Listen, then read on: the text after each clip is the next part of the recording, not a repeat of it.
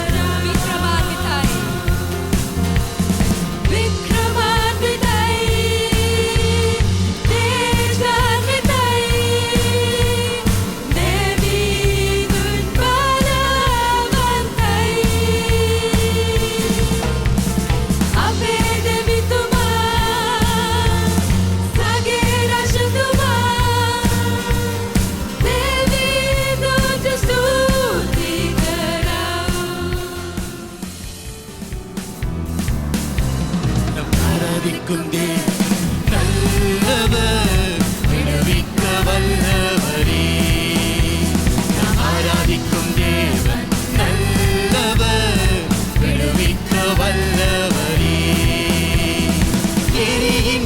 அக்கினிக்கும் ராஜாவுக்கும் விடுவிக்க வல்லவரே. எரிகின்ற அக்கினிக்கும் ராஜாவுக்கும் விடுவிக்க வல்லவரே. நாம் ஆராதிக்கும் தேவன் நல்லவர், விடுவிக்க வல்லவரே. நாம் ஆராதிக்கும் தேவன் நல்லவர், விடுவிக்க வல்லவரே. நம்மை காக்கிறவர் தூதரை அனுப்பிடுவார். அக்கினி ஜுவாலையிலே அவியாமல் காத்திடுவார். நம்மை காக்கிறவர், நம்மை காக்கிறவர் தூதரை அனுப்பிடுவார். அக்கினி ஜுவாலையிலே அவியாமல் காத்திடுவார். இடைவிடாமல் ஆராதிப்போம், நம் வாழ்வில் என்றும் ஜெயமே. இடைவிடாமல் ஆராதிப்போம், நம் வாழ்வில் என்றும் ஜெயமே. நாம் ஆராதிக்கும் தேவன் நல்லவர், விடுவிக்க வல்லவரே. நாம் ஆராதிக்கும் தேவன் நல்லவர், விடுவிக்க வல்லவரே. நம்மை அழைத்தவரோ கைவிடவே மாட்டார். கலங்காமல் முன் சென்றிட கரம் பற்றி நடத்திடுவார். நம்மை அழைத்தவரோ கைவிடவே மாட்டார். கலங்காமல் முன் சென்றிட கரம் பற்றி நடத்திடுவார். இடைவிடாமல் ஆராதிப்போம், நம் வாழ்வில் என்றும் ஜெயமே. இடைவிடாமல் ஆராதிப்போம், நம் வாழ்வில் என்றும் ஜெயமே. நாம் ஆராதிக்கும் தேவன் நல்லவர், விடுவிக்க வல்லவரே. நாம் ஆராதிக்கும் தேவன் நல்லவர், விடுவிக்க வல்லவரே.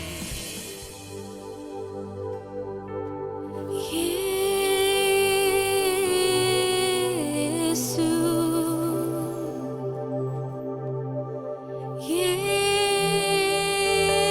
இயேசு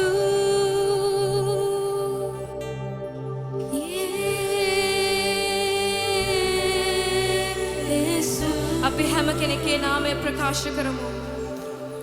Yesu, යේසුස්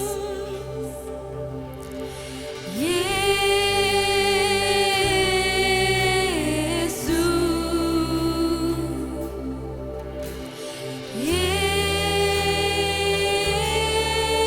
Yesu, Shudavu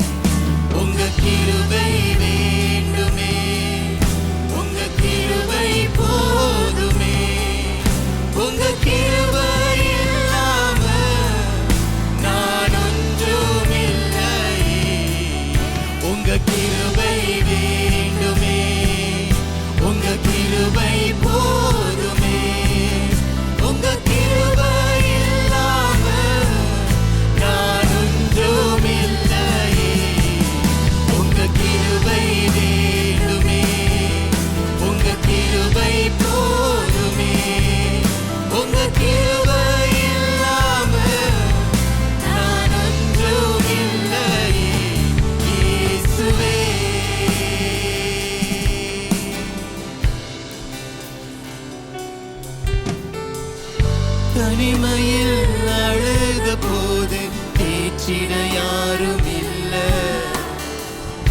தள்ளாடி நடந்த போது தாங்கிட யாரும் இல்ல. தனிமையில் அழுத போது தேற்றிட யாரும் இல்ல. தள்ளாடி நடந்த போது தாங்கிட யாரும் இல்ல. கதறி அழுத நேரத்தில் என் கண்ணீர் துடைச்ச உங்க கிருப. உங்க கிருப இல்லைன்னா நானும் இல்ல. உங்க கிருப இல்லைன்னா நானும் இல்ல. உங்க கிருபை வேண்டுமே. உங்க கிருபை போதுமே. உங்க கிருபை இல்லாம நான் ஒன்றும் இல்லையே. உங்க கிருபை வேண்டுமே. உங்க கிருபை போதுமே. உங்க கிருபை இல்லாம நான் ஒன்றும் இல்லையே. இயேசுவே. අපි විශ්වාස කරන ඔබ අනර්ග නමස්කාර කාලයකට ඇතුළුනා කියලා. நாங்கள் நம்புகிறோம் ஒரு அழகான நமஸ்கார காலத்தில் நீங்கள் காணப்பட்டீர்கள் என்று. අපි මේ වෙලාවේ විශේෂ දෙයකට යනවා. ඒ තමයි දෙවියන් වහන්සේගේ වචනයට ඇහුම්කන් දෙන්න. இந்த நேரத்தில் ஒரு விசேடமான காரியத்தை நோக்கி நாங்கள் நகருகின்றோம். தேவனுடைய வார்த்தைக்கு இப்பொழுது நாங்கள் செவி கொடுக்க போகின்றோம். අපි දන්නා මේ කාලය තුල ගොඩක් අය මානසික පීඩනයෙන් පෙළෙනවා. நாங்கள் அறிந்திருக்கின்றோம் இந்த நாட்களிலே அநேகம் பேர் உள ரீதியான பிரச்சனைகளோடு கூட மன அழுத்தங்களோடு கூட போராடி கொண்டிருக்கிறார்கள். ඉතින් අද දෙවියන් වහන්සේගේ වචනය තුලින් අපිට කතා කරන්න යනවා මානසික පීඩනයේ සිටින පුලන් ඔබ මොන ප්‍රශ්නයක සිටියත් කොහොමද ඒකට මුහුණ දෙන්නේ? දෙවියන් වහන්සේගේ වචනේ ඒ ගැන මොනවද සඳහන් කරන්නේ කියලා. ஆகவே இன்று நாங்கள் தேவனுடைய வார்த்தைக்கு செவி கொடுக்க போகின்றோம். எங்களுடைய உள பிரச்சனைகள் மன அழுத்தங்களுக்கு வேதம் என்ன கூறுகிறது, வேதத்தில் என்ன தீர்வு காணப்படுகிறது என்பதை நாங்கள் இன்று பார்க்க போகின்றோம். ඉතින් ඔබගේ බයිබලයේ තියනවාද ඔබගේ නෝට්බුක් එක තියනවාද අරගෙන ලියා ගන්න මේක ඔබට ආශිර්වාදයක් වෙන්න යනවා. ஆகவே உங்களுடைய குறிப்பு புத்தகங்களை எடுத்துக்கொண்டு இப்பொழுது தேவன் உங்களுக்கு கூறும் காரியங்களை எழுதிக் கொள்ள ஆயத்தமாகுங்கள். ඉතින් අපි මේ වෙලාවේ පූජක ලොහාන් බිබිලට අපි සවන් දෙමු. ஆகவே இந்த நேரத்திலே போதகர் லோஹான் பிபிலே அவர்களுக்கு நாங்கள் செவி கொடுக்கலாம். සිදුනාම යේසුස් වහන්සේගේ නාමයෙන් සාදරයෙන් පිළිගන්නවා. ඒ වගේම අපේ සමාජ මාධ්‍ය හරහා ඔබ අපිත් එක්ක සම්බන්ධ වෙලා සිටිනවා නම් අපි ගොඩාක් සතුටුයි ඔබත් අප සමග සිටින එක ගැන. உங்கள் அனைவருக்கும் இனிய காலை வணக்கம். உங்களையும் அதே போல பேரைகுட திருச்சபையும் அதே போல சமூக வலைத்தளம் மூலமாக ஆன்லைன் மூலமாக எங்களோடு இணைந்திருக்கக்கூடிய அனைவரையும் நாங்கள் இயேசு கிறிஸ்துவின் நாமத்திலே வாழ்த்தி வரவேற்கின்றோம். මගේ හදවතේ තිබෙන දෙවියන් වහන්සේගේ වචනයක් ඔබත් සමග බෙදා ගන්නට මම ගොඩාක් සතුටින් සිටිනවා. தேவன் என்னுடைய இருதயத்தில் வைத்திருக்கக்கூடிய தேவனுடைய வார்த்தை உங்களோடு பகிர்ந்து கொள்ள நான் மிகவும் சந்தோஷமாய் காணப்படுகிறேன். මේ දේශනාව මේ ඊළඟ සති දෙක තුල මගේ දේශනා මාලාවේ තේමා තමයි සහනදාය සිතක්. அங்கே என்னுடைய இந்த பிரசங்க தொடரினுடைய அடுத்த 2 வாரங்களுக்கான அந்த பிரசங்க தொடரினுடைய தலைப்பாக இருப்பது அமைதியான மனம். දෙවියන් වහන්සේගේ උපකාරයෙන් தேவனுடைய உதவியோடு මානසික යහපැවැත්ම කරා යන ගමනක්. எங்களுடைய உள ஆரோக்கியத்தை நோக்கி பயணிக்கிற ஒரு பயணம். දැන් අපි අහන්න ඕන ප්‍රශ්න තමයි මානසික යහපැවැත්ම නැත්නම් සෞඛ්‍ය සම්පන්න නැත්නම් මානසික සුවය කියන්නේ කුමක්ද? நாங்கள் இப்பொழுது கேட்க வேண்டிய கேள்விதான் மன ஆரோக்கியம் உள ஆரோக்கியம் என்பது என்றால் என்ன? මන්ද සමාජයේ අතර අපිට තියෙන අවබෝධය ඉතාමත් වැරදි. ஏனென்றால் சமூகத்தில் எங்களுக்கு காணப்படக்கூடிய விழிப்புணர்வோ இல்லாவிட்டால் அவர்கள் கொடுக்கக்கூடிய அறிவோ அது குறைவுள்ளதாய் காணப்படுகிறது. පාරේ යනකොට අපි දැක්කනම් මිනිහෙක් යම්කිසි අමුතු ආකාරයෙන් හැසිරෙනවා නම් මොනවද අපි හිතන්නේ? එයාට පිස්සු ගිලා කියලා. நாங்கள் வீதியிலே செல்லும் பொழுது ஏதாவது ஒரு மனிதன் ஒரு வித்தியாசமாக செயற்படும் பொழுது நாங்கள் நினைக்கிறோம் அவருக்கு பைத்தியம் என்று. ඒ නිසා ඒ ආකෘතිය නිසා අපේ හදවතේ අපේ සිතේ වැරදි අවබෝධයක් තියෙනවා. ஆகவே இந்த சமூகம் அதை கையாளுகிற விதத்தின் மூலமாக நாங்கள் அதை பார்க்கிற விதமும் பிழையாக காணப்படுகிறது. නමුත් මානසික සුවතාවය නැත්නම් යහපැවැත්මේ අදහස තමයි මානසික රෝග නොමැතිකම පමණක් නෙමෙයි. அங்கே உள ஆரோக்கியம் என்பது எங்களுக்கு உள ரீதியான மன ரீதியான நோய்கள் இல்லாமல் இருப்பது மாத்திரம் அல்ல. නමුත් චිත්ත වේගයෙන් අපේ මානසිකව සහ සමාජීය වශයෙන් අපි යම්කිසි සුවයක් තුලින් අපි හරියාකාරයෙන් ජීවත් වෙනවා. ஆனால் நாங்கள் எங்களுடைய உள ரீதியாக எங்களுடைய வாழ்க்கையில் எங்களுடைய மன ரீதியாக ஒரு ஆரோக்கியமான வாழ்க்கையை வாழ்வதை இதில் අපේ அர்த்தப்படுத்துகின்றோம். ජීවිත තුළ තෘප්තියකට පත් වෙන්න පුළුවන් හැකියාවක් තියෙනවා. எங்களுடைய வாழ்க்கையில ஒரு திருப்தியான வாழ்க்கையை வாழ்வதற்கான ஒரு வழி காணப்படுகிறது. ජීවිත කුණාටු වෙනකොට අපිට ඒකට ඔරොත්තු දෙන්න පුළුවන්. அங்கே எங்களுடைய வாழ்க்கையில போராட்டங்கள் வரும் பொழுது அதற்கு எங்களால் முகம் கொடுக்க முடியும். අපේ සම්මතකම් සුවාකාරයෙන් පාත්වාගෙන යන්න පුළුවන්. எங்களுடைய உறவுகளை நாங்கள் ஆரோக்கியமாக கொண்டு செல்ல ඒ முடியும். වගේම දෙවියන් වහන්සේ අපිට ලෑස්ති කළ තියෙන ජීවිතය උපරිම අත්දැකීමට හැකියාව තිබෙනවා. அதே போல தேவன் எங்களுக்காக ஆயத்தப்படுத்தி வைத்திருக்கிற வாழ்க்கையை நாங்கள் நன்றாக அனுபவிக்கவும் முடியும். දැන් දෙවියන් වහන්සේගේ පවුල හැටියට උන්වහන්සේගේ දරුවෝ හැටියට අපේ විශ්වාසය අපේ ලෝකය ගැන තියෙන අවබෝධය අත්දැකීම ඒක එන්නේ කොහෙන්ද? අපේ ධර්මයෙන් එන්නේ කොහෙන්ද? දෙවියන් වහන්සේගේ වචනෙන්.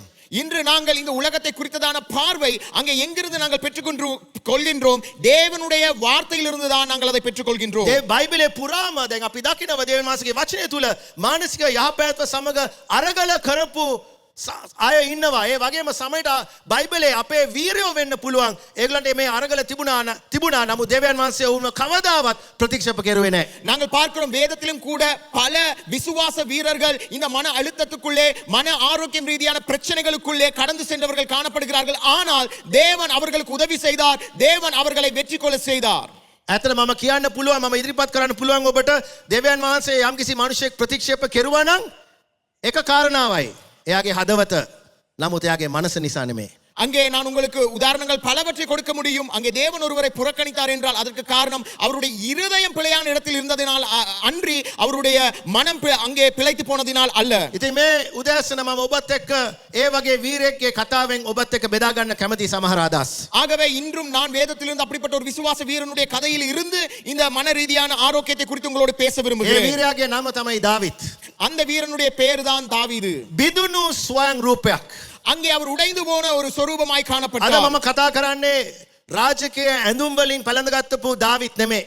நான் இன்று உங்களோடு பேசுவது அங்கே ராஜாக்களுடைய உடைகளினாலே அலங்கரிக்கப்பட்ட ஒரு தாவீதை குறித்து அல்ல. යෝධයෙක් පරාජිත කරපු දාවිත් කෙනෙක් නෙමෙයි. ஒரு ராட்சதனை தோற்கடித்த தாவீதை குறித்து அல்ல. රජමාලිගාවට යන්නට පෙර දාවිත් ගුහාවක ඉන්න සිදු වුණා.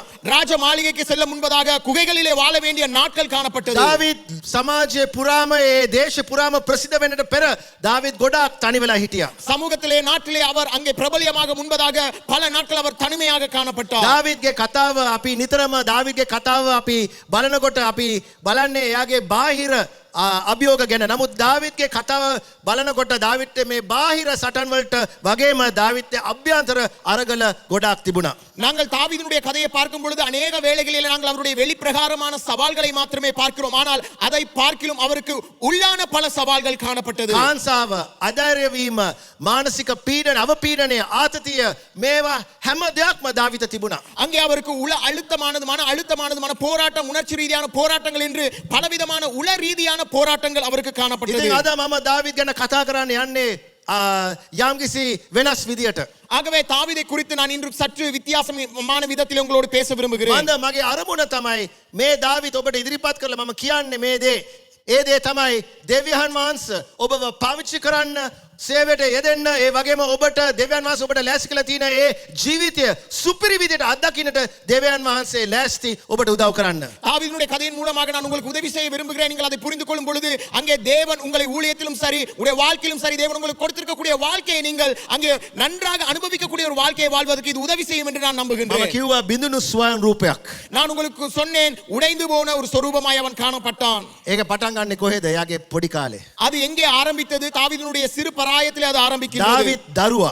தாவீது ஒரு பிள்ளையாக නොසලකා හරින ලද පුත්‍රයෙක්. அங்கே அவர் ஒரு புறக்கணிக்கப்பட்ட ஒரு நபராக மாறுகிறார். බොහෝ විට අපි යම්කිසි දීර්ඝ මානසික අරගල තියෙනකොට ඒව පටන් ගන්න අපේ පොඩි කාලේ. அங்கே எங்களுடைய உள்ளத்திலே அங்கே மன ரீதியான பெரிய சவால்கள் அங்கே நீண்ட காலத்துக்கு காணப்படும் பொழுது அது ஆரம்பிப்பது எப்பொழுதும் சிறு பிராயத்திலிருந்தே. දාවිත්ගේ මානසික අරගල පටන් ගන්නේ කොහෙද? එයාගේ පොඩි කාලේ. தாவீதினுடைய உள போராட்டமும் ஆரம்பித்தது அவருடைய சிறு මම வயதிலே. එක දෙයක් ඉදිරිපත් කරුවා නම් ඒ තියෙන්නේ පළවෙනි සාමුවෙල් 10 වෙනි පරිච්ඡේදයේ. நான் ஒரு காரியத்தை உங்களுக்கு காண்பித்து கொடுத்தால் அது முதலாவது சாமுவேல் 16வது அதிகாரத்திலே ඔබ காணப்படுகிறது. දන්නව ඒ කතාව සාමුවෙල් එනවා ඊළඟ රජතුමාව ආලේප කරන්න. அங்கே சாமுவேல் வருகிறார் அடுத்த ராஜாவை இஸ்ரவேலுக்கு அங்கே அபிஷேகம்படியாக. ඉතින් යෙසේ එයාගේ පුතාලා ඔක්කොම ලෑස්ති කරලා ඒගොල්ලන්ව ඉදිරිපත් කරන්න එයා ලෑස්තිව සිටිනවා. ஈசாய் அங்கே ஆயத்தமாக இருக்கின்றார். அங்கே அவருடைய எல்லா பிள்ளைகளையும் அங்கே வரவழைத்து அவர்களை காண்பிப்பதற்கு. නමුත් පළවෙනි සාමුවෙල් 16 10 11 කියනවා යෙසේගේ තමාගේ පුත්‍රයන් 7 දෙනෙක් සාමුවෙල් ඉදිරිපිට යන්න සැලසුවේ. නමුත් සාමුවෙල් කියනවා ස්වාමීන් වහන්සේ ඔවුන්ව තෝරාගෙන නැහැ කියලා. நாங்கள் 16வது அதிகாரம் 10வது 11வது வசனத்திலே பார்க்கின்றோம். ஈசாய் தன்னுடைய 7 குமாரர்களை அங்கே வரவழைக்கிறார். ஆனால் தேவன் அந்த ஒருவரையுமே தெரிந்து கொள்ளவில்லை. දැන් ඔබ පොඩ්ඩක් හිතන්න මේ කතාවට බහින්න මොහොතකට. சற்று இந்த கதைக்குள்ளே நீங்கள் இறங்கி வாருங்கள். මං කියන මොන පවුලක්ද එක පුතෙක්ව යවන්නේ බැටළු බලා ගන්න. எந்த குடும்பத்திலே தன்னுடைய மற்ற குமாரர்கள் வைத்துவிட்டு ஒரு குமாரனை மந்தைகளை பார்த்துக்கொள்ள அனுப்புவார்கள். සේවකෙක්ව යවන්න බැරිද? ஏன் வேலைக்காரனை அனுப்ப முடியாதா? මේක විශේෂ අවස්ථාවක් මේ පවුලේ. இந்த குடும்பத்தினுடைய ஒரு விசேஷமான தருணமாக இது නමුත් මේ காணப்படுகிறது. පුතාලා 1 by 1 දෙවියන් වහන්සේ ප්‍රතික්ෂේප කරලා යනකොට සාමුවෙල් තමයි ප්‍රශ්නේ අහන්න ඕනේ. ඔයාට තව පුතෙක් නැද්ද? அங்கே ஒவ்வொருவரையும் புறக்கணித்து செல்லும் பொழுது அங்கே தகப்பன் கேட்க வேண்டும், உங்களுக்கு இன்னும் ஒரு பிள்ளை இல்லையா என்று சாமுவேலை கேட்க வேண்டும். නමුත් ඒ අවස්ථාවේදීම යසේ දාවිත්ව ඉදිරිපත් කරන්න කියලා සුදුසුයි කියලා යසේගේ හිතේ තිබුණේ ඒක. ஆனால் அந்த சந்தர்ப்பத்தில் கூட ஈசாயினுடைய இருதயத்திலே காணப்படவில்லை, நான் தாவீதை கொண்டு வர வேண்டும் என்று. බලන්න එයාගේ වචන. சற்று அவருடைய එයා வார்த்தையை කියනවා கவனியுங்கள். ඉතිරි වෙලා මොන නිකන් හිතන්න මොන වගේ වටිනාකමක්ද දාවිත දෙන්නේ. ඉතිරි වෙලා ඉන්නේ පොඩි එක්කෙනා විතරයි. அங்கே அவருடைய இருதயத்தின் நிலையை பாருங்கள். அவர் கூறுகிறார் எஞ்சி இருப்பது அங்கே தாவீது மாத்திரமே என்று அவர் கூறுகின்றார். ඒකත් හිතට වදින පාරක්. ඉතිරි වෙලා ඉන්නේ මගේ පොඩි පුතා. அங்கே அவர் கூறுகிறார் மிச்சம் இருப்பது அங்கே தாவீது மாத்திரம். அது ஒரு இருதயத்தை தாக்கக்கூடிய ஒரு வசனமாக காணப்படுகிறது. නමුත් දාවිත්ගේ කියන ඊළඟ දේ දාවිත් ගැන තව ඊට වඩා. නමුත් එයා බැටළු බලා ගන්නවා. ஆனால் தாவீதை குறித்து கூறுகிற அடுத்த காரியம் மிகவும் மோசமானது. அவர் கூறுகிறார் ஆனால் அவன் மந்தை மேய்க்கிற ஒருவன். ඒ අවස්ථාවේදීත් තාත්තා පුතාට පණිවිඩයක් යවලා එන්න කියලා කියන්නේ නැහැ. அந்த சந்தர்ப்பத்திலும் தகப்பன் அங்கே பிள்ளைக்கு ஒரு செய்தி அனுப்பி அவரை வரும்படியாக கூறவில்லை. පස්වෙනි පුතා ප්‍රතික්ෂේප කරනකොට තාත්තා හිතන්නේ මගේ බාලේවත් දැයින්වත් ගෙනාව නම් හොඳයි කියලා. ஐந்தாவது மகன் புறக்கணிக்கப்படும் பொழுது அவர் அப்பொழுது கூட நினைக்கவில்லை அங்கே அவரை கொண்டு வர வேண்டும் என்று. නෑ සාමුවෙල් කියනවා අපි වාඩි වෙන්නේ. එයා එනකන්. அங்கே சாமுவேல் கூறுகிறார் அவர் வரும் வரை நான் அமர மாட்டேன். ගීලා එයාව ගේන්න. சென்று அவர் அழைத்து வாருங்கள். කවුරුත් වාඩි වෙන්නේ. එයා එනකන්. அவர் வரும் வரை யாரும் அமர்வது இல்லை. ඒ අවස්ථාවේදී පමණයි යසේ හිතන්නේ දාවිත පණිවිඩයක් යවන්න. அந்த சந்தர்ப்பத்தில் தான் ஈசாய் எண்ணுகிறார் தாவீதுக்கு இப்பொழுது செய்தி அனுப்ப வேண்டும். දාවිත්ගේ මේ පොඩි කාලේදී අපි සාමාන්‍යයෙන් අපි සමරන දේවල් හරිද? සිංහෙක් එක්ක සටන් කරගෙන ඒ සිංහව මරලා දැම්මා. අපි ඒව සමරනවා. නමුත් අනිත් පැත්තෙන් බලන්න ළමයෙක් හැටියට මේ වගේ අනතුරුදායක අවස්ථාවලට මුහුණ දෙන්න සුදුසුද? அங்கே சற்று யோசித்து பாருங்கள். தாவீது சிறு வயதிலே சிங்கங்களோடும் கரடிகளோடும் போராடி வென்றதை நாங்கள் அநேக வேளைகளிலே நாங்கள் கொண்டாடுகிறோம், பார்க்கின்றோம். ஆனால் ஒரு சிறுவனாக அவர் சென்ற பயணம், அவருடைய வாழ்க்கை ஒரு சாதாரணமான வாழ்க்கையா? දාවිත්ගේ පොඩි කාලේ යාගේ අඹ යාළුවා කවුද? ඒ බැටළු රැලෙන් එක්කෙනෙක් වෙන්න පුළුවන්. அங்கே தாவீதினுடைய சிறு பராயத்தினுடைய அவருடைய நெருங்கிய நண்பர் யார்? அந்த ஆட்டு மந்தையில் இருக்கக்கூடிய ஒரு ஆடாக காணப்படலாம். දාවිත තිබුණ ලොකම හඬ මොකද්ද? නිශ්ශබ්දතාවය. தாவீதுடைய வாழ்க்கையிலே காணப்பட்ட பெரிய குரல் என்ன? அமைதி. දෙවනුව අපි දකිනවා දාවිත්ගේ තරුණ කාලේ. நாங்கள் இரண்டாவது தாவீதினுடைய இளமை பருவத்தை பார்க்கின்றோம். ලැබුණු බලාපොරොත්තුව නැවතත් උදුරාගත් බලාපොරොත්තුවක්. அங்கே பெற்றுக்கொண்ட எதிர்பார்ப்பு மீண்டும் பறிக்கப்பட்ட ஒரு நம்பிக்கையாக மாறுகின்றது. දාවිත් මේ වගේ තනි වෙලා ඉන්නකොට කවුරුත් යව ගණන් ගන්න නැති විදියට ඉන්නකොට යව සුළු කරලා යව ප්‍රතික්ෂේප කරලා තනිව සිටිනකොට එක අවස්ථාවේදී දාවිත්ගේ මුළු ජීවිතේම වෙනස් වෙනවා. அங்கே தாவீதை அனைவரும் புறக்கணித்து அங்கே அவர் தனிமைப்படுத்தப்பட்டு இருக்கக்கூடிய இப்படிப்பட்ட ஒரு சூழ்நிலையிலே அவருடைய முழு வாழ்க்கையும் அங்கே பாதிக்கப்படுகிறது. පිලිස්තාන් හමුදාවත් ගෝලියත් ඇතුළුව එනවා ඊශ්‍රායලත් එක්ක සටන් කරන්න. දාවිත් යනවා එයාගේ අයියලාට කෑම දෙන්න. ඒ අවස්ථාවේදී දාවිත් ඉදිරිපත් වෙනවා ගෝලියත් එක්ක සටන් කරන්න. நாங்கள் பார்க்கிறோம் பெலிஸ்தர்கள் இஸ்ரவேலர்களோடு யுத்தம் செய்ய வரும் பொழுது அங்கே அவர்களுடைய அண்ணன்மார்களுக்கு அவர் சாப்பாடை எடுத்து செல்கிறார். அந்த நேரத்திலே அவர் யுத்தத்துக்கு செல்வதற்காக முனைகிறார். එක පොඩි ගලකින් ඒ යෝධයාව මැරෙනවා. ஒரே கல்லினாலே அந்த ராட்சதனை அவர் அங்கே முறையடிக்கிறார். මුළු දේශෙම දාවිත් ප්‍රසිද්ධ කරනවා. முழு தேசமும் தாவீதை பிரபல்யப்படுத்துகிறது. මේ හැංගිලා හිටපු එක්කෙනා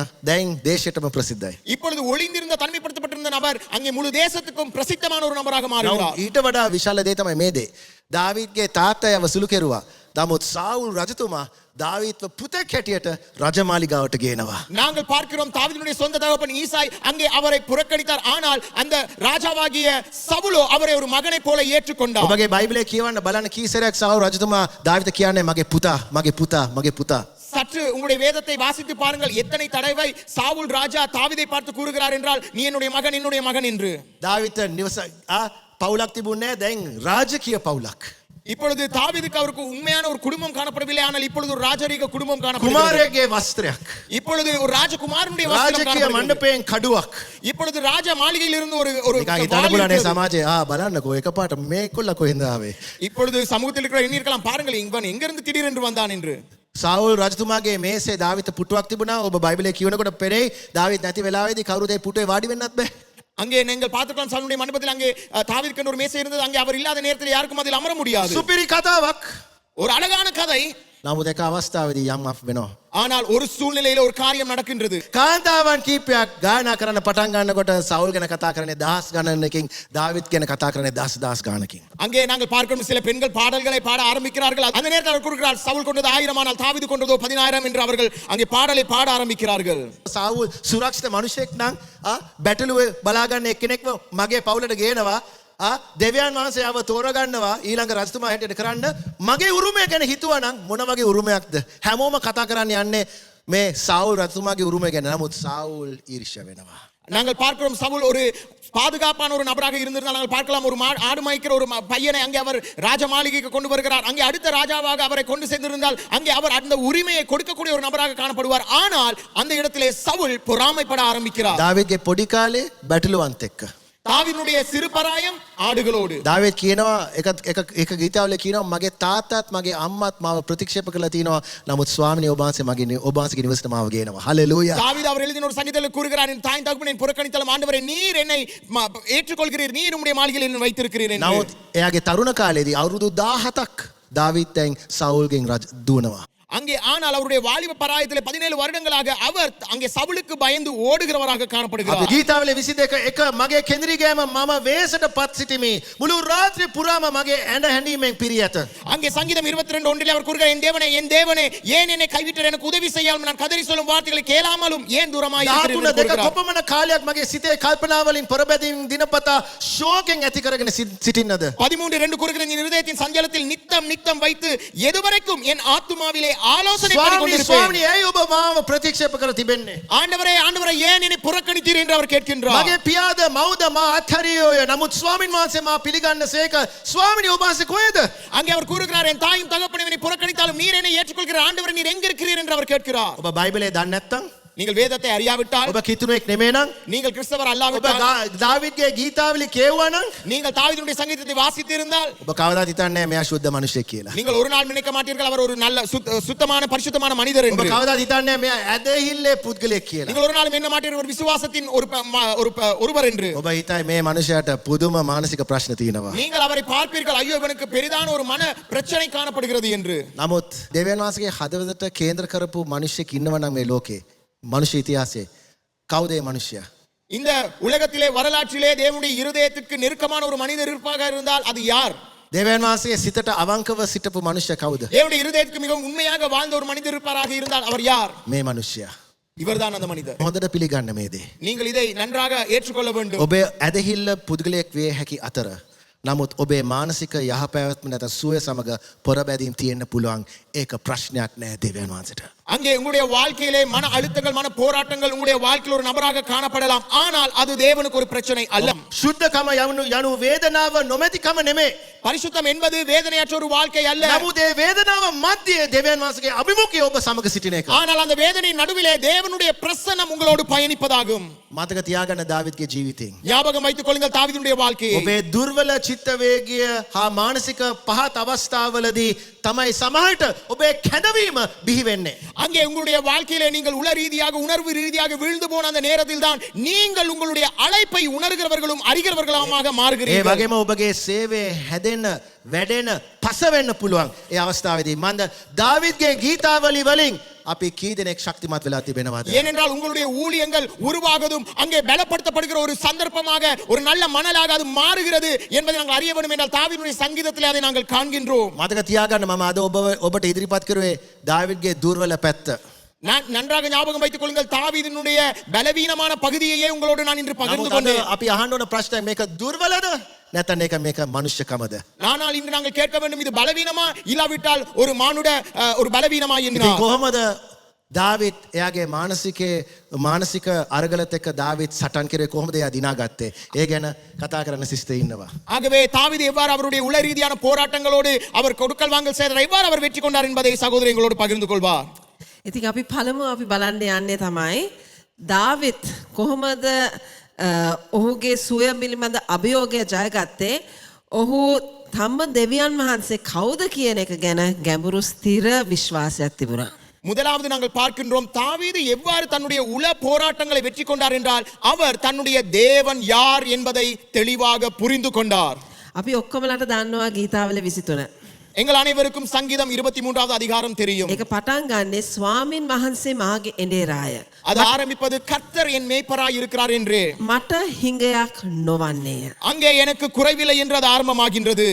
දැන් අපි දෙවියන් වහන්සේ වෙතට යනකොට අපි කියනවා ස්වාමින් වහන්සේ මාගේ එඬේරාය. ඊට පස්සේ අපි ලොකු ලැයිස්තුවක් ගේනවා අපට මේක නෑ අනේ මේක දෙන්න කියලා අපි ඒ වගේ තමයි අපි කතා කරන්නේ. அங்கே நாங்கள் ஆரம்பிக்கும் பொழுது ஜெபத்திலே கர்த்தர் என் மேய்ப்பராய் இருக்கிறார் என்று ஆரம்பிக்கிறோம். அதன் பின்பதாக ஆண்டவர் எனக்கு அது இல்லை இது இல்லை என்று எங்களுடைய குறைவுகளையே நாங்கள் காண்பிக்கின்றோம். අපි දකින්න පාස්ටර් කිව්වා වගේ දාවිත් බැටළුවන් බලා ගන්නා විට එයා හරි බොහෝ විට එයා තනියම තමයි සිටියේ. நாங்கள் பார்க்கிறோம் போதகர் கூறியது போல தாவீது மந்தைகளை பார்த்துக் கொள்ளும் பொழுது அநேக வேளைகளில் அவர் தனிமையாகத்தான் காணப்பட்டார். ඒ තනිකම යාට දුකක් නැත්තම් බයක් මුනේ නැහැ.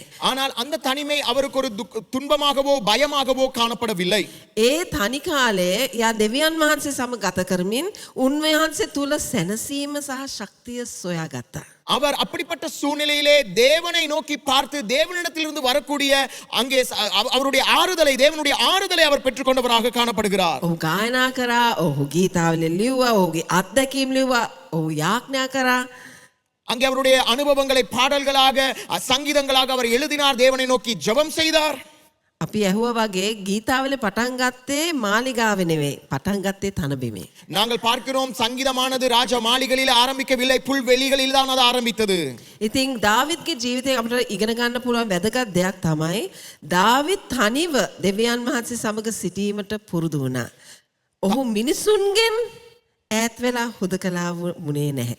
அங்கே நாங்கள் அறிய வேண்டிய ஒரு காரியம்தான், தாவீது தன்னுடைய தனிமையிலே தேவனுக்கு நெருக்கமாக தேவனோடு வாழ கற்றுக்கொண்டார். மனிதர்களினாலே தனிமைப்படுத்த ஒரு வாழ்க்கைக்குள்ளே அவர் அடிமைப்படவில்லை. ගොඩක් වෙලා අපේ ජීවිත බැලුවොත් අපිට ලොකු අරගලයක් තුලින් අපි ගමන් කරනවා නම් නැත්නම් අපිට ලොකු ආතතියක් තියෙනවා නැත්නම් අපි මානසික අවපීඩනයෙන් ඉන්නකොට අපි මිනිසුන්ගෙන් ඈත් වෙනවා. අපි තනි වෙන්න බලා ගන්නවා මිනිසුන්ගෙන් ඈත් වෙලා. அங்கே நாங்கள் பார்க்கின்றோம், நாங்கள் மன அழுத்தத்திலே உள்ள போராட்டங்கள் மிகுந்த ஒரு வாழ்க்கை சூழ்நிலையில் பயணிக்கும் பொழுது அநேக வேளைகளிலே நாங்கள் மனிதர்களை விட்டு பிரிந்து மனிதர்களை விட்டு எங்களை தனிமைப்படுத்திக் கொள்ள பார்க்கின்றோம். අද මං ඔබට කියන්න කැමතියි දෙවියන් වහන්සේ සමග තනිවීම කාලයක් ගත කරන්න. ஆகவே இன்று நான் உங்களுக்கு கூற விரும்புகிறேன், நாங்கள் தேவனோடு தனிமைப்பட ஒரு நேரத்தை எடுக்க வேண்டும். ඔබේ එඬේරන් වහන්සේත් එක්ක හමු වීමට කාලයක් ගන්න. உங்களுடைய மேய்ப்பரோடு கூட சந்திப்பதற்கு ஒரு நேரத்தை எடுக்க வேண்டும். ඔබේ ආත්මයට හුස්ම ගන්න පුළුවන් නිශ්ශබ්ද කාලයක්. නිශ්ශබ්ද කාලයක් ඒ වගේ නිශ්ශබ්ද වෙන්න පුළුවන් මොහොතක් නිර්මාණය කරන්න. உங்களுடைய ஆத்மாவிலே நீங்கள் தேவனுடைய பிரசன்னத்தை சுவாசிக்க கூடிய ஒரு நிலையிலே நீங்கள் தனிமைப்படுத்த வேண்டிய ஒரு நேரத்தை நீங்கள் எடுக்க வேண்டும். අපේ හදවත් වලට අපේ ආත්ම වලට ඒ කාලවල් අවශ්‍යයි. எங்களுடைய ஆவிக்கு எங்களுடைய இருதயத்திற்கு அப்படிப்பட்ட நேரம் மிகவும் அவசியம். දෙවනු අපි දකින්න පුළුවන් දේ තමයි දාවිත් තම හැඟීම් ප්‍රතික්ෂේප කරේ නැහැ. ඒවා අවංකව පිළිගත්තා. இரண்டாவது நாங்கள் பார்க்கிற காரியம்தான், தாவீது தன்னுடைய உணர்வுகளை ஏற்றுக்கொண்டவராக காணப்படுகிறார். அதை அவர் புறக்கணிக்கவில்லை, மறுதலிக்கவில்லை.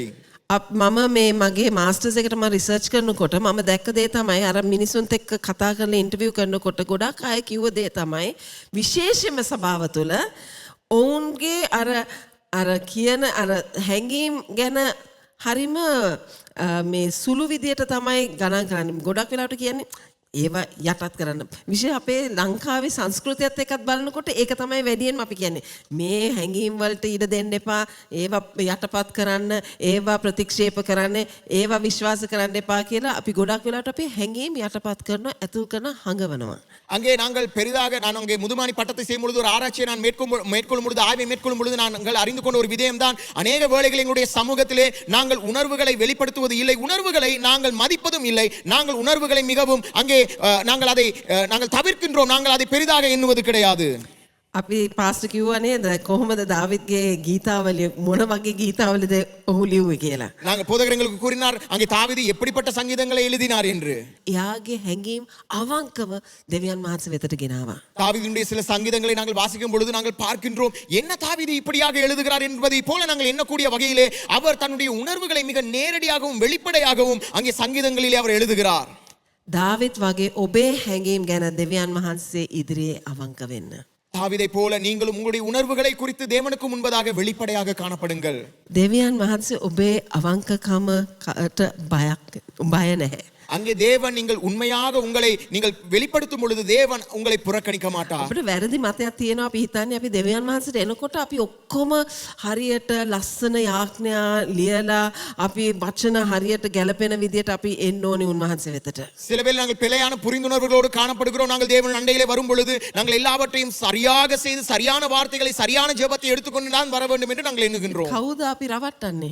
யாரை நாங்கள் ஏமாற்றுகின்றோம்? මන්ද දෙවියන් වහන්සේ අපේ හදවත හොඳට දන්නවා. උන්වහන්සේ හැම සිතුවිල්ලක්ම එන්නත් ඉස්සෙල්ලා උන්වහන්සේ දන්නවා කියලා බයිබලයේ කියනවා. එහෙනම් අපි උන්වහන්සේ ඉදිරියේ අපි අවංකව අපේ හැඟීම් එළියට දානකොට උන්වහන්සේ ඒව බාර ගන්නවා. එතකොට අපි ඒකත් එක්ක පොරබදින්න අවශ්‍ය නැහැ. நாங்கள் அறிந்திருக்கிறோம் தேவன் எங்களை குறித்து எல்லாவற்றையும் அறிந்திருக்கிறார். எங்களுடைய சிந்தனை வர முன்பதாகவே நாங்கள் எதை சிந்திக்கிறோம் என்றே அறிந்திருக்கின்றார். ஆகவே நாங்கள் அவருக்கு முன்பதாக வரும் பொழுது நாங்கள் எங்களுடைய உணர்வுகளை பயப்படாமல் வெளிப்படுத்தக்கூடியவர்களாக வர வேண்டும். දාවිත් වගේ ඔබගේ ආත්මයට දෙවියන් වහන්සේගේ සත්‍ය කතා කරන්න.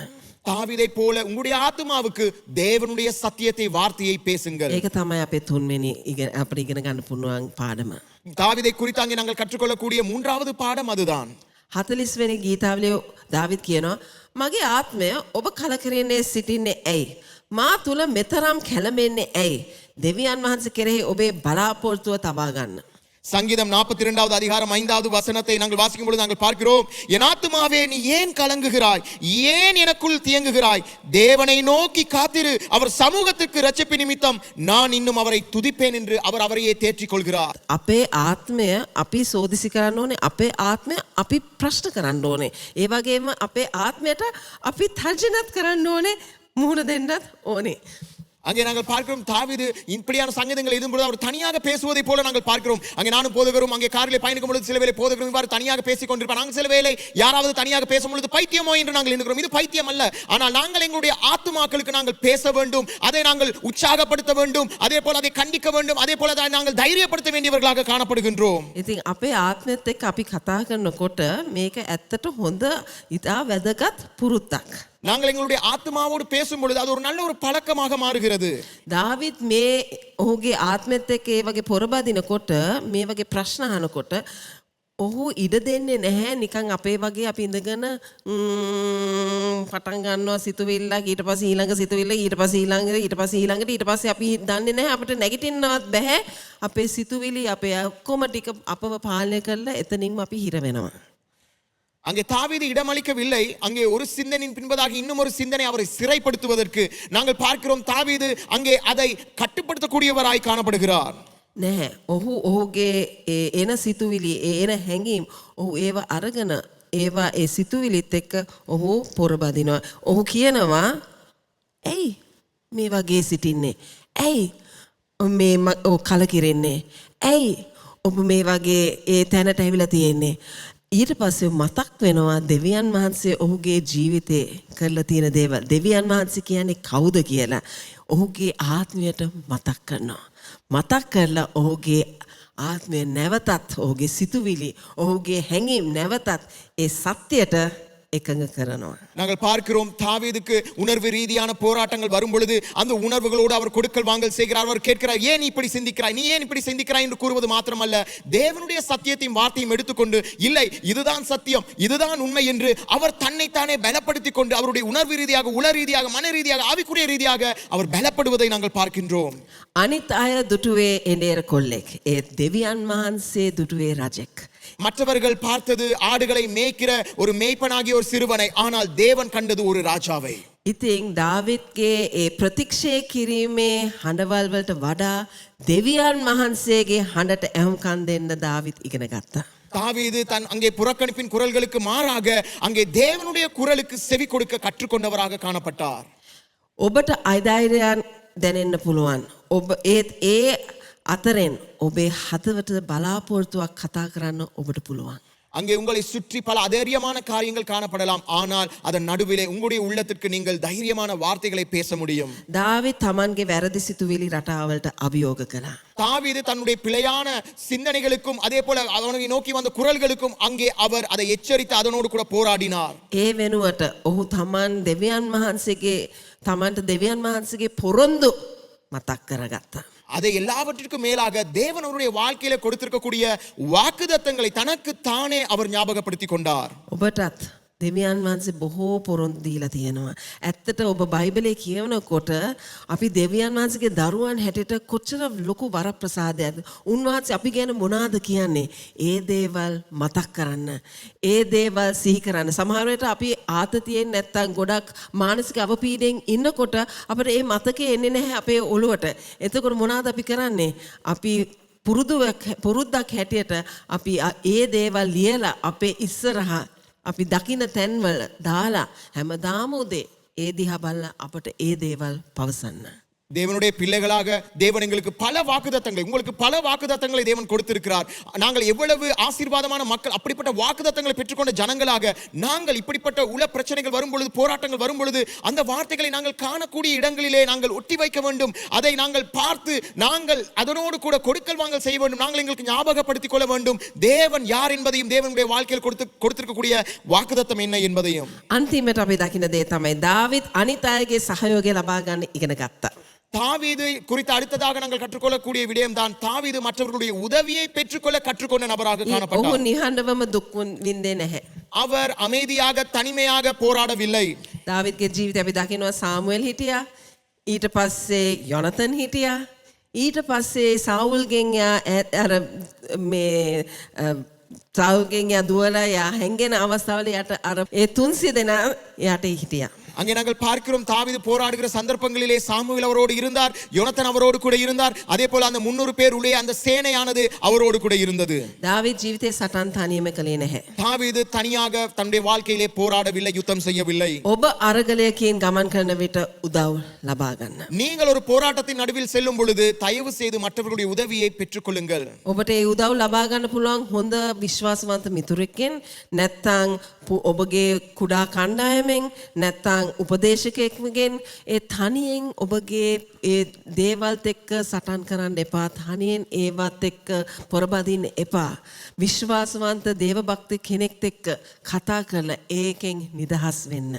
நீங்கள் தனிமையாக உள ரீதியான போராட்டங்களிலே பயணிக்கும் பொழுது ஞாபகம் வைத்துக் கொள்ளுங்கள், உங்களால் முடியும். நம்பிக்கை உள்ள ஒரு நண்பரோடு கூட பேசுவதற்கோ, உங்களுடைய சிறுகுழு தலைவர்களோடு சிறுகுழுவோடு பேசுவதற்கோ, இல்லாவிட்டால் ஆலோசகர்களோடு பேசுவதற்கோ, தேவ பக்தியுள்ள மனிதர்களோடு பேசி அந்த நேரத்தில் உதவியை பெற்றுக்கொள்ள மறக்காதீர்கள். ඉතින් මං ඉවර වෙන්න පෙර මං කතා කරන්න යනවා සියානට ඇවිල්ලා එයාගේ සාක්ෂිය දරන්න.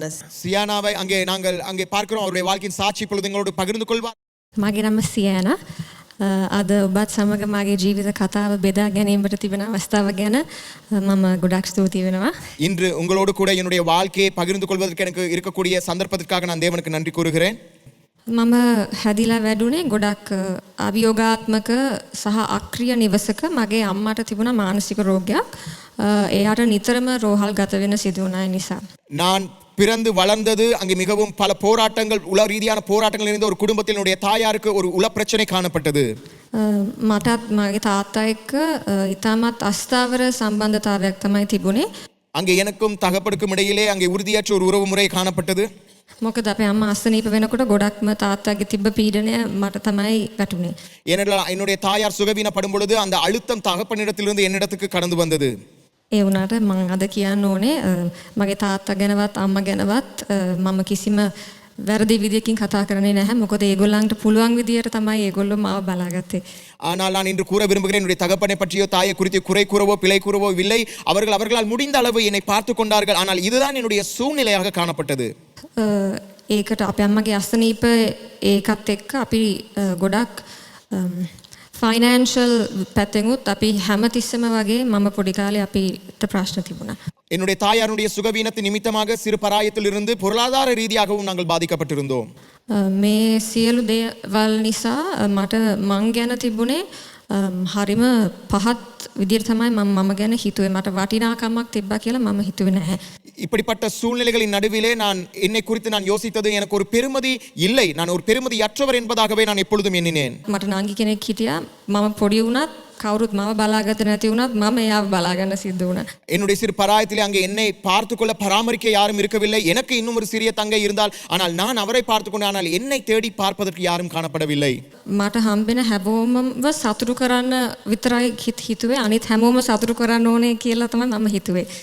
அங்கே எனக்கு யாரும் இல்லாத நிமித்தமாக என்னுடைய வாழ்க்கையில் வந்த அனைவரையும் சந்தோஷப்படுத்துவதற்கே நான் விரும்புகிறேன்.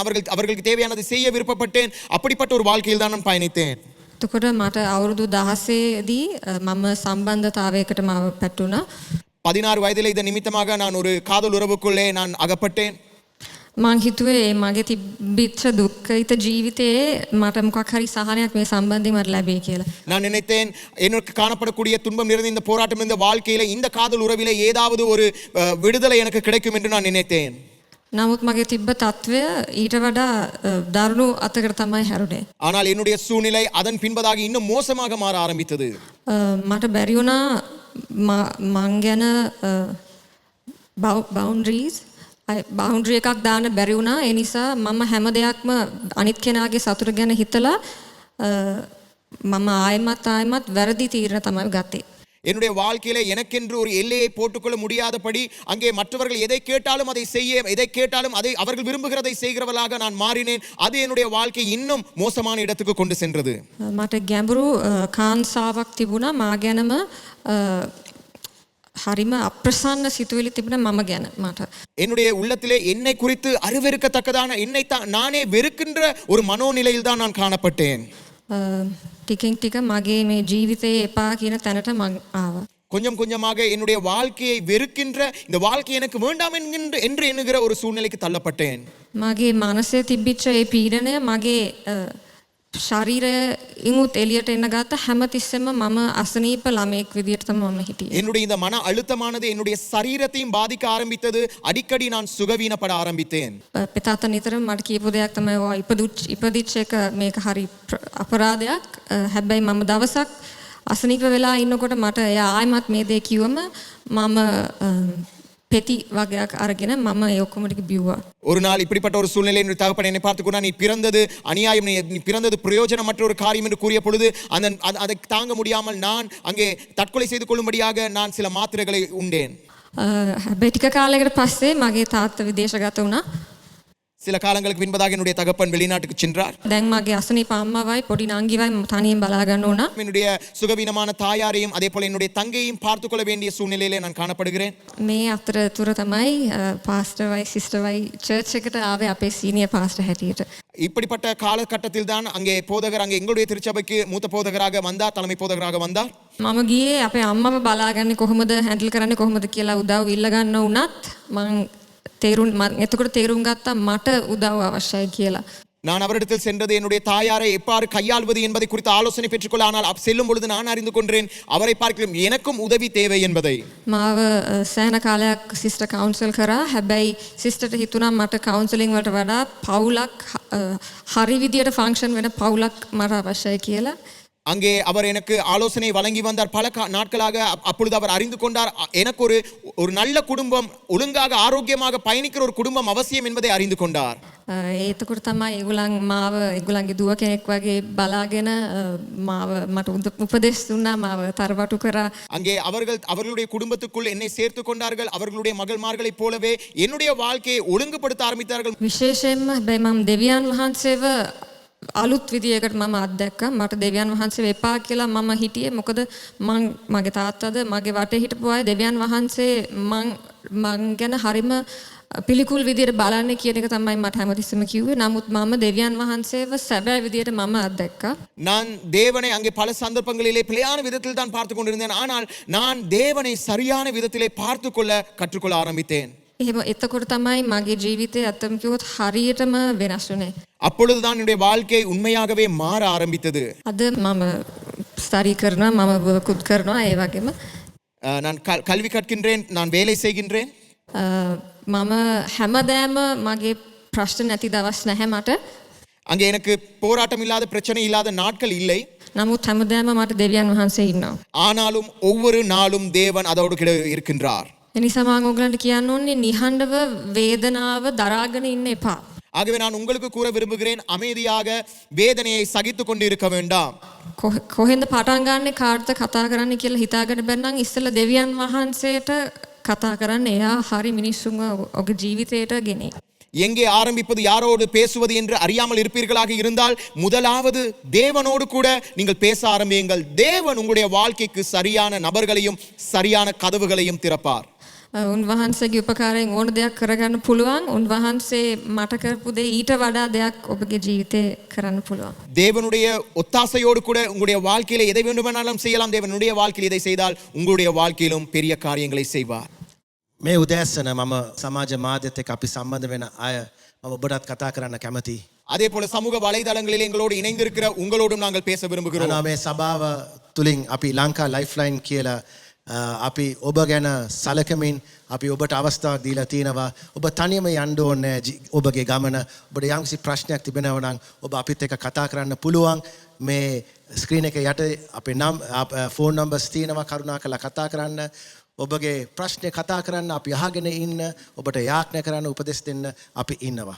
அங்கே நாங்கள் லங்கா லைஃப் லைன் என்கின்ற திருப்பணியின் ஊடாக நீங்கள் பிரச்சனைகள் நடுவிலே பயணிப்பீர்களாக இருந்தால் நீங்கள் தனியாக செல்ல வேண்டிய அவசியம் இல்லை. இங்கே நீங்கள் திரையில காணக்கூடிய தொலைபேசி இலக்கத்திற்கு நீங்கள் அழைத்து உங்களால் முடியும் உதவியை பெற்றுக்கொள்வதற்கு. මේක පාස ඩිෂාන්ගෙන් පටන් ගත්ත දෙයක්. පාසට ලොකු හදවතේ ලොකු බරක් තිබුණා. මන්ද අපේ ලංකාවේ දිවිනසා ගැනීමේ 8 දෙනෙක් දිවිනසා ගැනීමට පත් වෙනවා හැමදාම. அங்கே எங்களுடைய மூத்த தலைமை போதகராகிய போதகர் டிஷான் அவருடைய இருதயத்தில் இருந்த பாரமும் அழைப்புமாக இது காணப்படுகிறது. ஒவ்வொரு நாளும் 8 பேர் தற்கொலை செய்து கொள்கிறார் எங்களுடைய தேசத்திலே. அதனுடைய விளைவாகவே இந்த திருப்பணியை நாங்கள் ஆரம்பித்து இருக்கின்றோம். මාසිකට කෝල් 700ක් 800ක් වගේ එනවා. ඒකෙන් 40ක් 50ක්වත් කියනවා ඔවුන් දිවිනසා ගැනීමට තීරණ අරගෙන මේ අන්තිම ඔප්ෂන් එක කියලා තමයි ලංකා ලයිෆ්ලයින් එකට කෝල් කරන්නේ. ඒකෙන් තමයි ඒගොල්ලන්ගේ ජීවිත බේරගන්නේ. ஒரு மாதத்துக்கு 700 800 தொலைபேசி அழைப்புகள் வருகிறது. அதிலே 40 50 அழைப்புகளில் அவர் கூறுகிறார் நாங்கள் தற்கொலை செய்ய தீர்மானம் செய்துவிட்டு இப்பொழுது இந்த அழைப்பை ஏற்படுத்துகிறோம். ඔබ තනියම පොරබැඳෙන්න අවශ්‍ය නැහැ. நீங்கள் தனியாக போராட வேண்டிய அவசியம் இல்லை. මම කියන්නම් හරි ස්ටැටිස්ටික් එකක්. අවුරුදු 13 30 අතර ලංකාවේ 3න් 1කට මානසික ආරගලයක් නැත්නම් සුව පැවැත්මේ ප්‍රශ්නයක් තියෙනවා. அங்கே நாங்கள் உங்களுக்கு உண்மையான ஒரு தரவுகளை கொடுக்கட்டும். 13 வயதிலிருந்து 30 வயதுக்கு இடைப்பட்டவர்களுக்கு 3ல் 1 மன அழுத்தமானது காணப்படுகிறது. සුවය ලබා ගන්න දෙවියන් වහන්සේගෙන් උපකාර ලබා ගන්න දෙවියන් වහන්සේගේ මිනිසයන්ගෙන්. அங்கே தேவனுடைய மனிதர்கள் மூலமாக சுகத்தையும் அதே போல அதற்கான தீர்வையும் பெற்றுக்கொள்வதற்கு நீங்கள் உங்களை அர்ப்பணிக்க வேண்டும். දෙවියන් දාවිත් වගේ දෙවියන් වහන්සේට දුවගෙන එන්න. தாவீதை போல தேவனிடத்திலே ஓடி வாருங்கள். දාවිත්ගේ ලස්සනම පදයත් එක්ක මම අවසන් කරන්න. தாவீதினுடைய மிகவும் அழகான வார்த்தையோடு இதை நிறைவு செய்ய நான் விரும்புகிறேன். ක්‍රියාපොතේ නවගිවිසුමේ දෙවියන් වහන්සේ කතා කරනවා දාවිත් ගැන. தாவீதை குறித்து புதிய ஏற்பாட்டிலே தேவன் பேசுகிறார். මාගේ සිතට එකඟ මිනිසෙක්. என்னுடைய இருதயத்திற்கு ஏற்ற மனிதன். අපි කතා කරන්නේ සහනදාය සිතක්. දෙවියන් වහන්සේ කියනවා මගේ සිතට එකඟ මිනිසෙක් තමයි දාවිත්. நாங்கள் அமைதியான மனதை குறித்து நாங்கள் பேசுகிறோம். தேவன் கூறுகிறார் என்னுடைய இருதயத்துக்கு ஏற்ற மனிதன் தான் தாவீது. දාවිත් තමගේ පරම්පරාව දෙවියන් වහන්සේගේ අරමුණට සේවය කළෙන් පසු ඔහු විවේකයක් ගත්තා. அங்கே தாவீது தன்னுடைய சந்ததியிலே அங்கே தேவனுக்காக ஊழியம் செய்த பின்பதாக அவர் ஓய்வை எடுக்கிறார். බිදුණු ස්වයන් රූපයක් දෙවියන් වහන්සේට ප්‍රශ්නයක් නෙමෙයි. உடைந்து போன ஒரு வாழ்க்கை உடைந்து போன ஒரு சொரூபம் அங்கே தேவனுக்கு பிரச்சனை அல்ல. අයදරවීම ආතතිය මානසික අවපීඩන ඒවා දෙවියන් වහන්සේට ප්‍රශ්න නෙමෙයි. அங்கே மன அழுத்தமானது அதறியப்படுவதானது நீங்கள் சோர்ந்து போயிருக்கிற உள்ள ரீதியான பிரச்சனைகள் தேவனுக்கு ஒரு பிரச்சனை அல்ல. ඔබ මේ සභාවේ සිටින නිසා මම කියන්නම් දෙවියන් වහන්සේ ඔබව කලින් තෝරගෙන තිබෙනවා. நீங்கள் இந்த சபையில் இன்று இருப்பதினால் உங்களுக்கு நான் கூறுகிறேன் தேவன் உங்களை ஏற்கனவே இந்த இடத்துக்கு அழைத்து வந்திருக்கின்றார். ඔබට සහනදායක සිතක් දෙන්නේ වගේම ඔබ තුලින් තම මිනිසයන්ටත් සහනදායක සිතක් ලබා දෙන්න. உங்களுக்கு மன அமைதி மாத்திரம் அல்ல தேவன் உங்கள் மூலமாக மற்றவர்களுக்கு மன அமைதியை உள்ள ஆரோக்கியத்தை கொடுக்க விரும்புகிறார். අපි විශ්වාස කරනවා අද අපි අනර්ග දේශනාවකට සවන් දුන්නා කියලා. நாங்கள் நம்புகிறோம் ஒரு அற்புதமான பிரசங்கத்திற்கு நாங்கள் இன்று செவி கொடுத்தோம் என்று. අද අපි ඉගෙන ගත්තා අද අපි තනිව නැහැ කියන එක. நாங்கள் கற்றுக்கொண்டோம் இன்று நாங்கள் தனிமையாக இல்லை. දෙවියන් වහන්සේ අප සමග සිටිනවා. தேவன் எங்களோடு இருக்கிறார். අපි මානසික ආතතියකින් යන්න පුළුවන්, ආර්ථික ප්‍රශ්නයක් වෙන්න පුළුවන්, පවුලේ ප්‍රශ්නයක් වෙන්න පුළුවන්, රැකියාවේ ප්‍රශ්නයක් නිසා වෙන්න පුළුවන්. இன்று நாங்கள் மன அழுத்தங்களிலே நாங்கள் இன்று எங்களுடைய பொருளாதார பிரச்சனையினால் குடும்ப பிரச்சனையினால் எங்களுடைய வாழ்க்கையில காணப்படக்கூடிய நோய்களினால் ஏதேனும் பிரச்சனையினால் நீங்கள் காணப்படலாம். ඒවට අපිට තනිව මූණ දෙන්න අවශ්‍ය නැහැ. நாங்கள் தனியாக இதற்கு முகம் கொடுக்க தேவையில்லை. ඉතින් අපිට පුළුවන් දෙවියන් වහන්සේගේ උපකාරය වගේම අපිට තවත් කෙනෙක්ට අපේ ප්‍රශ්නය බෙදාගෙන අපිට එතනින් එළියට එන්න. ஆகவே எங்களால் முடியும் இந்த மன அழுத்தத்தின் நடுவிலே தேவனிடத்தில் எங்களுடைய பிரச்சனைகளை கூறவும் அதே போல மற்றவர்களிடத்தில் அதை பகிர்ந்து கொண்டு அதற்கான உதவியை எங்களால் பெற்றுக்கொள்ள முடியும். ඉතින් අද ඔබ මෙවැනි මානසික ආතතියක නැත්නම් පීඩනයක යන කෙනෙක් නම් අපි ඔබ වෙනුවෙන් යාඥා කරන්න කැමතියි. ஆகவே இன்று நீங்கள் இப்படிப்பட்ட மன அழுத்தங்களிலே பயணிக்கிற ஒரு நபராக இருந்தால் நாங்கள் உங்களுக்காக ஜெபிக்க இப்பொழுது விரும்புகிறோம். අපි යාඥා කරමු. நாங்கள் ஜெபிக்கலாம். ස්වාමිනේ ඔබ වහන්සේට ස්තුතිවන්ත වෙනවා. ඔබ වහන්සේගේ වචනය තුලින් අපිට ශක්තිමත් කරා නිසා ஆண்டவருடைய வார்த்தையினால் எங்களை பலப்படுத்தியதற்காக நன்றி. ස්වාමිනි අද දිනය මේ වැඩසටහන නරඹන යම්කිසි කෙනෙක් ස්වාමිනි මානසික ආතතියකින් පීඩනයකින් යනවද ඔබ වහන්සේ ඔවුන්ට කරුණාව ලබා දෙන්න කියලා අපි ආඥා කරනවා. ஆண்டவரே, இந்த நிகழ்ச்சியை பார்த்து கொண்டிருக்கக்கூடிய யாராவது மன அழுத்தத்தினாலே, மன பிரச்சனைகளினாலே, மன போராட்டத்திலே காணப்படுபவர்களாக இருந்தால் நீர் அவர்களுக்கு உதவி செய்வீராக. ස්වාමිනි ඔබ වහන්සේගේ වචනේ කිව්වා අපි තනි වෙලා නැහැ කියලා ඔබ වහන්සේ අපිව දකිනවා කියලා ඔබ වහන්සේ කිව්වා. ஆண்டவருடைய வார்த்தை நீர் எங்களை காண்கிறீர், நாங்கள் தனியாக இல்லை என்று கூறுகிறது. ස්වාමිනී අපිට ඒ සත්‍යතාවය අල්ලගන්න උදව් කරන්න ස්වාමිනී. ஆண்டவர் அந்த சத்தியத்தை பிடித்துக்கொள்ள, இறுக்கமாய் பிடித்துக்கொள்ள எங்களுக்கு உதவி செய்யும். ඒ වගේම ස්වාමිනී මේ ප්‍රශ්න තුල ගමන් කරනකොට අපිට අවශ්‍ය හරි පුද්ගලයන් ලං කරන්න මේ දේවල් බෙදාගෙන අපිට එතනින් සහනයක් ලබන්න ස්වාමිනී. ஆண்டவரே, இதில் கடந்து செல்லும் பொழுது சரியான நபர்களை எங்களுடைய வாழ்க்கைக்கு தாரும், அதை பகிர்ந்து கொண்டு அதற்கான தீர்வுகளை நாங்கள் காண்பதற்கு. ස්වාමිනී මෙතන ආර්ථිකව ඒ ප්‍රශ්නයකින් සිටිනවද, සුවයක් අවශ්‍යව සිටිනවද, රැකියා ප්‍රශ්නයක් තිබෙනවද ඔබ වහන්සේ අද ඒ සුවය නිදහස් කරන්න, සැපීම නිදහස් කරන්න කියලා අපි ආඥා කරනවා. பொருளாதார பிரச்சனையோ, வேலை பிரச்சனையோ, நோய்வாய்ப்பட்டோ, வேறு ஏதேனும் பிரச்சனைகளில் யாராவது காணப்படுவார்களாக இருந்தால் இந்த வேளையில் உம்முடைய அற்புத கரத்தை அவர்கள் மீது வைத்து உம்முடைய சமாதானத்தை அவர்களுக்கு நீர் கொடுக்கும்படியாக நாங்கள் இயேசுவின் நாமத்தில் ஜெபிக்கிறோம். මේ සියල්ල ඉල්ලා සිටින්නේ ඔබ වහන්සේගේ උතුම් වූ නාමයෙන්. இது எல்லாவற்றையும் இயேசு கிறிஸ்துவின் நாமத்தில் நாங்கள் கேட்கிறோம் பிதாவே. ආමේන්. ஆமென். ඉතින් ඔබට අපි නැවත වාරයක් මතක් කරන්න කැමති ඔබ තනි වෙලා නැහැ. நாங்கள் மீண்டும் உங்களுக்கு ஞாபகப்படுத்த விரும்புகிறோம், நீங்கள் தனியாக இல்லை. අපේ ලංකා ලයිෆ්ලයින් කණ්ඩායම සිටිනවා ඔබට උපකාර කරන්න. லங்கா லைஃப்லைன் குழுவானது உங்களுக்கு உதவி செய்ய ஆயத்தமாக காணப்படுகிறார்கள். ඉතින් ඔබට පුළුවන් මේ තිරේ දිස්වන අංකයට ඇමතුමක් දීලා කතා කරන්න. මේ කණ්ඩායම බලා සිටිනවා ඔබට උපකාර කරන්න. ஆகவே உங்களால் முடியும் இந்த திரையிலே காண்பிக்கப்படக்கூடிய லங்கா லைஃப்லைன் இலக்கத்திற்கு தொடர்பு கொண்டு அவர்களுடைய உதவியை பெற்றுக்கொள்வதற்கு. අපි ලබන සතියේ තවදුරටත් කතා කරන්න යන්නේ මේ මානසික සුවය ගැන. நாங்கள் வருகின்ற வாரமும் அங்கே உள்ள ஆரோக்கியத்தை குறித்து நாங்கள் இன்னும் அதிகமாக பேச விரும்புகின்றோம். ඉතින් ඔබ දන්න යම්කිසි කෙනෙක් සිටිනවා නම් ඔබට පුළුවන් ඔවුන්වත් එකතු කරගන්න. ஆகவே இந்த பிரசங்கத்தொடர் பிரயோஜனப்படக்கூடிய வேறு யாராவது நீங்கள் அறிந்திருந்தால் உங்களால் முடியும் உங்கள் நண்பர்களையும் இந்த நிகழ்ச்சியோடு இணைத்துக் கொள்ள. அது அவர்களுடைய வாழ்க்கைக்கு ஆசீர்வாதத்தை, உள்ள ஆரோக்கியத்திற்கான ஆசீர்வாதத்தை கொண்டு வரும். ඉතින් අපි ලබන සතිය ඔබ මුණ ගැසෙන තුරු මේ සතිය ඔබට ආශිර්වාදමත් සතියක් වෙන්න කියලා අපි ප්‍රාර්ථනා කරනවා. ஆகவே அடுத்த வாரம் மீண்டும் உங்களை சந்திக்கும் வரை இந்த வாரம் உங்களுக்கு ஒரு ஆசீர்வாதமான வாரமாக அமையட்டும் என்று நாங்கள் பிரார்த்திக்கின்றோம். යේසු පිහිටයි. இயேசு கிறிஸ்து உங்களை ஆசீர்வதிப்பாராக.